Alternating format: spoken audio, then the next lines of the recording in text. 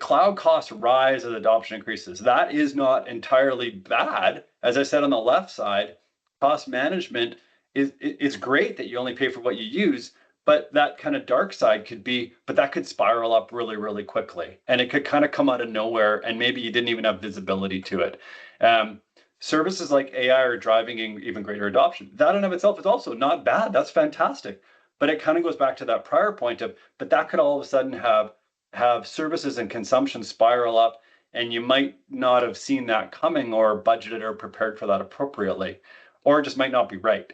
Another one that kind of sits on both sides of the ledger is the good news is it's pretty easy for an organization to give access to many, many people to deploy services in there and build in Azure. But again, that dark side could be, well, all those people are doing different things. What's that visibility to it? Did I know what they did, or did they even know what impact they did? They spun up a certain service, and did they really understand if that was a $100 a month thing or a $10,000 a month thing? And how does that clarity and accountability come back to them? These are all kind of these dark side things just to figure out.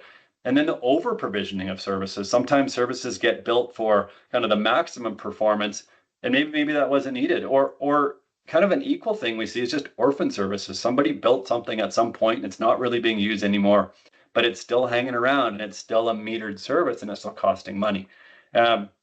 Licensing programs, they're complicated and they're always changing. And so organizations have to stay on top of that to get to the best cost structure within their Azure environment. So all of this says, like, this is stuff to figure out, and it's not just an IT thing. It's kind of where IT meets financial management and overall operational efficiency. And in the old way, in a CapEx model of, you spend some capital dollars, you understand what you're doing with that, and you amortize that. That's quite different now to this OpEx consumption. There's a whole bunch of benefit there, but it also, if you kind of go back to all those points above, it can create some lack of clarity or understanding of what's happening or about to happen, and then that can show up in your bill, and then it's difficult. So all this to say that Azure is awesome.